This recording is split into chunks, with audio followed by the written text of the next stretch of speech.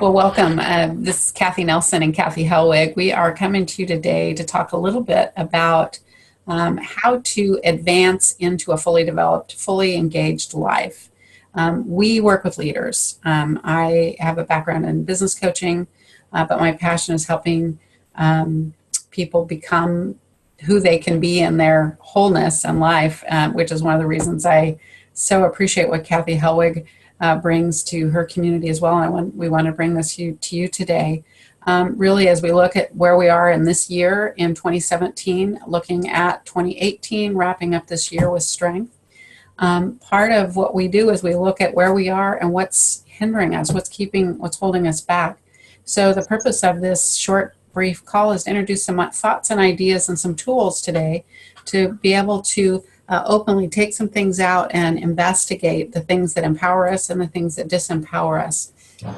When we get a vision set and get clear on where we're going, yet along the way of achieving those activities, we run into things that cause us to avoid activity, or we get in a negative cycle of behavior, or even we'll notice our innate response when we hear others talking about things. We have a self-talk that goes on that is not productive. It's a negative thought stream. Kathie has an excellent way to begin to unpack this and take a look at this objectively in a way that allows you, the leader, to be able to latch on to what's true and what's not true about these things going forward. So I want to kind of title this as we jump into this is Reframing the Narrative of Your Past Events so you can leverage in strength to move forward. Because you have everything you need you are wired, you're more than enough, if you are in business or in leadership and family and life, we have the resources available to us, but sometimes it's just an untruth that gets in the way. So let me introduce Kathie Hellwig. Kathie is a leader, a mentor, an entrepreneur. And prior to my meeting her in Isagenix, she was actively practicing brain integration therapy. And you'll see that come out in what she shares today, a little bit about the things she's learned, and now she teaches and trains leaders in her own journey.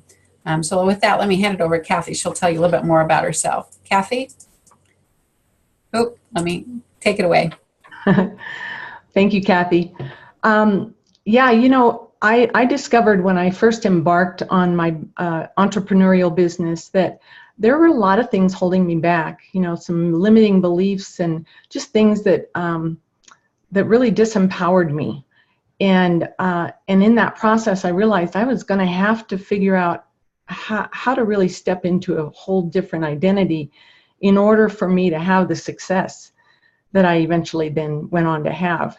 And so one of the processes I'm going to share with you that really, really helped me to do some of the healing that I needed in order to be a whole different person, a new identity that I know I was created to be.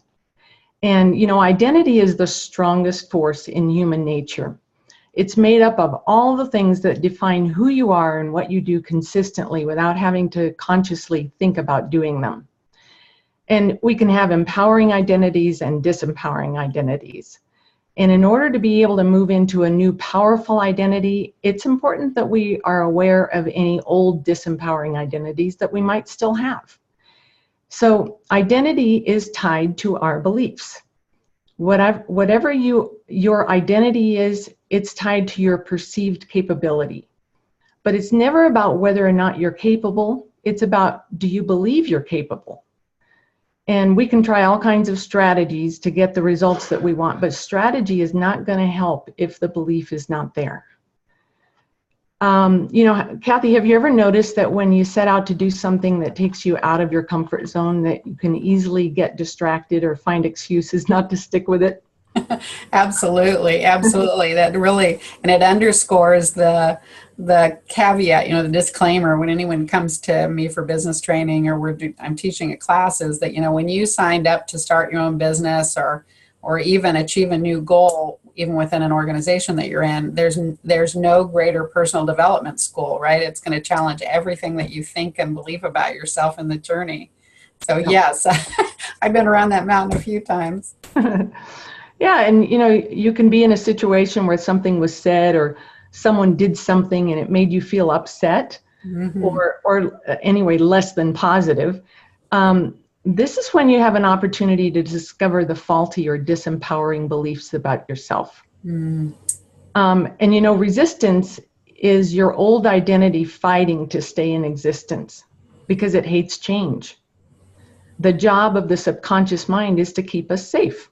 Mm-hmm. And it will work overtime to prevent any perceived harm from happening to us. And the key word here is perceived. So it's, yeah. Good word. I'm saying as I'm taking notes, and that people who are watching, you may want to get your notepad out. Kathy is going to share a tool as well, but a lot of nuggets here. Thanks, Kathy. Yeah. So it's based on our beliefs, and beliefs that were developed from the time we were conceived.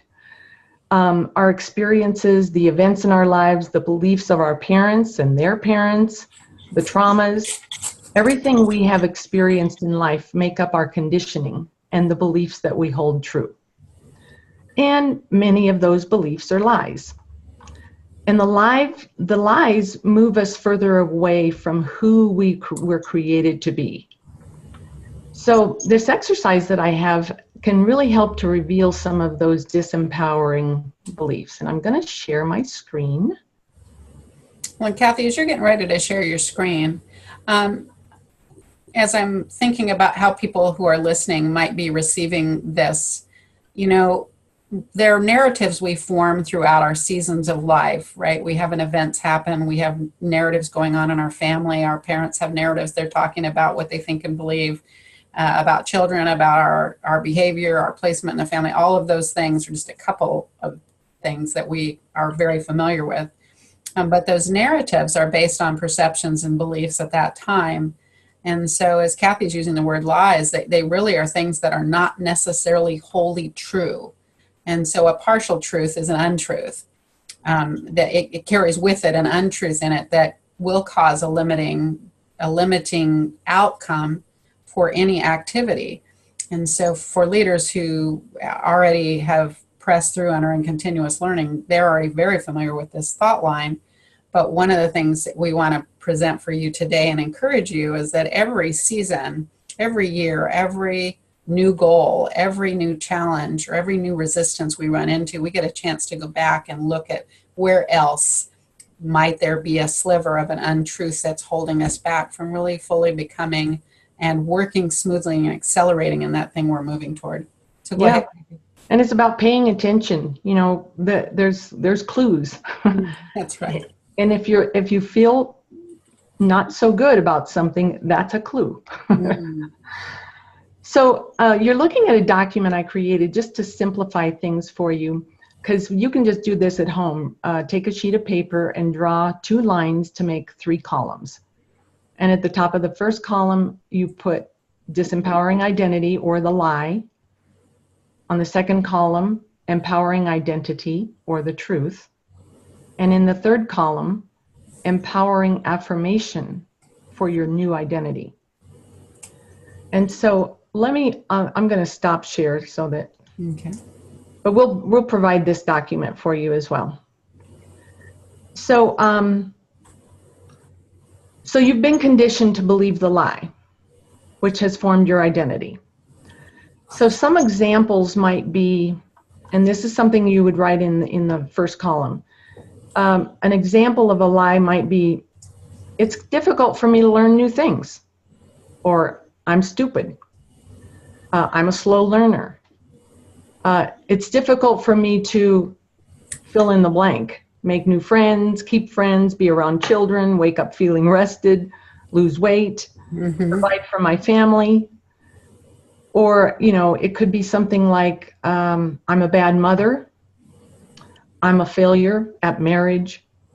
And there may be a deeper place to go to really discover the belief behind that, like a belief that created that you had a bad marriage. For instance, men cannot be trusted. I cannot be trusted. I'll never have a happy marriage. Kathy, can you think of any other lies that might be possibilities? Yes. Yes, I have. Let's see, what are some of those that I've kicked to the curb? see, there you go again. It's just proving that no matter what, you'll always screw up. You are not, that it's a falsehood to think you could have ever achieved anything. We all have those voices, those gremlins that want to reinforce that tape that goes on in our head. So yeah. Yeah, and just a couple more. I know for me, one of them for me was nobody listens to me. Confrontation causes separation. So I would avoid confrontation, right? People reject me. That's a common one for our our business. Yeah. But you just really want to start listing all of the things that come up for you, and just be honest with yourself and exhaust that list. Once you've done that, then go to the next column and take a look at each one of those lies, and take a look at, and just ask yourself, when in my life did this lie show up? And chances are it happened when you were very little. And you might even not be aware of when it happened. I know one of my lies, I finally discovered, happened when I was in the womb. Being one of 8 children, when I was conceived, my brother was only 2 months old and my sister was still in diapers. And I was the 6th of the 8 children. And I realized that one of the lies I came up with was, I'm an inconvenience. Try and build a network marketing business with that lie. Wow.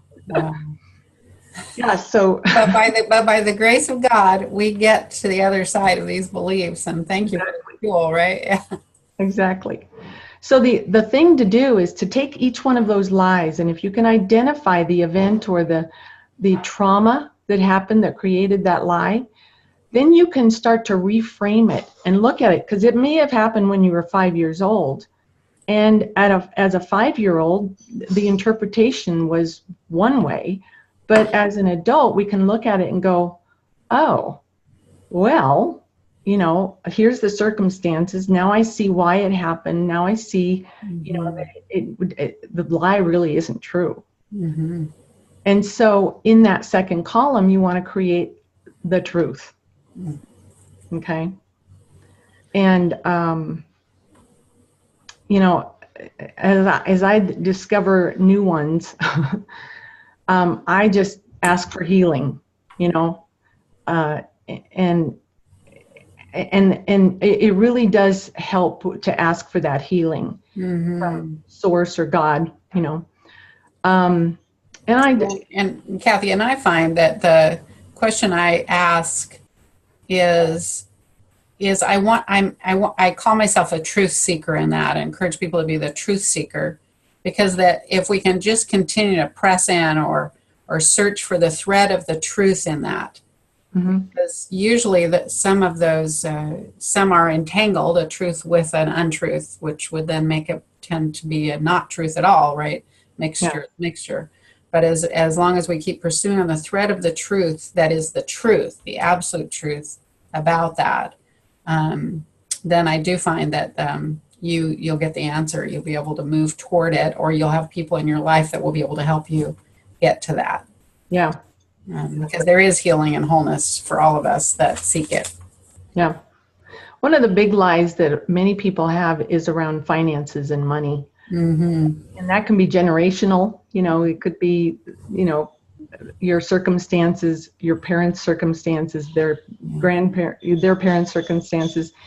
And that's one that you really want to go after, because it absolutely is a lie if it's not empowering you. That's right. Yeah. And so, once you've discovered the truth and you've written it down, then you want to create a new affirmation that is going to reinforce that truth for you. And it's not enough just to write down the affirmation. And then the job is to repeat it on a daily basis, twice a day if you can. I actually recorded my voice on my phone, and I listen to it every day. Reinforce it, because your subconscious brain, all it needs is to be retrained. And it'll stop wanting to keep you safe in that area. It'll start to realize that, oh, no reason to. Mm-hmm. Okay. That's So my call to action for you guys is to just really take some time with this, mm-hmm. And exhaust that list, but understand that this is a journey. You may not discover all the lies that you believe, because the truth is there's probably thousands of them. But in this journey, what you do is, as you keep practicing this, you will notice, those triggers will happen where you're not feeling so good and you're going, okay, this is how I feel. I'm in this emotion. Why is that? And you just kind of ask yourself, I ask God, show me a memory or an event that caused me to start believing this lie. And so in this process, you just continually are going to be gaining new ground, Mm-hmm. and no longer being hindered by those lies. And there's freedom. There's freedom in that. There's total freedom in that. Yeah. There's total freedom in that. When we look at all of the role models or examples or the things that, leaders hold up and say, look at this person, if you just emulate their success, if you just did this. Well, each one of them has a DNA or has a blueprint, has a strength set that has led them on that journey of, we could call it mastery of themselves, where they are really being an expression of themselves. I have a saying that I landed on years ago as I kind of got down to that core of myself, that we really have the success code written in our DNA. Our success code is written in our DNA. We have a lot of life experiences, we have skills, we have giftings, we have experience, we have training. I mean, all of which I'm using similar words, but they all come out to a gift or an expression of ourselves. And I captured this from Gallup and from Marcus Buckingham's work as I began to work with strengths-based leadership training, which is our capacity for growth is greatest when we work in our area of strength. And when we think about that, anything that we are achieving, if we can apply our strengths, which are really our inherent strengths that are written in our DNA, toward that, others might call it weakness to say, oh, don't do that, but they're actually God-given strengths. Our capacity for growth is pretty unlimited. Yet when we work on our weaknesses or work to bring our weaknesses up to par, so to speak, which is kind of the culture, the world culture of training and development is, you're good over here, but you need to bring this up over here. As we keep trying to bring our weaknesses up, we will only be competent in those areas. And being a business coach and an entrepreneur's coach over the last 15 years, what I found is that people don't pay for competence. People who are competent at things have jobs. People who create business models or systems or thriving companies thrive because they have captured the brilliance they bring, because people pay for brilliance. Notice when we hold these people up for role models, it's because there's been a brilliance about them. There's been this magnetism about something that they were able to hone in on as a strength set or a gift mix and be able to bring it to the world, either in a business model or a product or a service or an idea or a concept.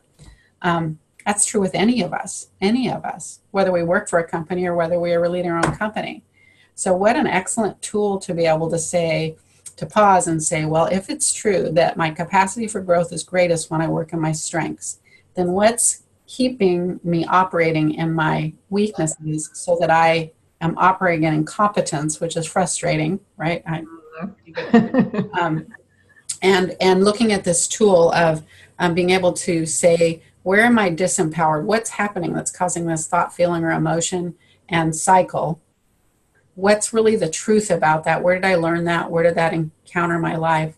And then where is the positive truth I can state over myself and begin to practice that and have a pattern interrupt when that trigger gets hit, to have an interrupt. It's kind of you're interrupting in your frontal lobe, the thought, so you can begin replacing and practicing the new thought.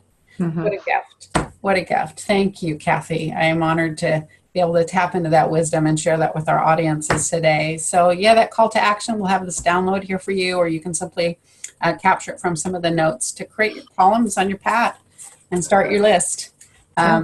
We bless you today to hear and move forward to be all that you can be, because the you factor is your secret sauce.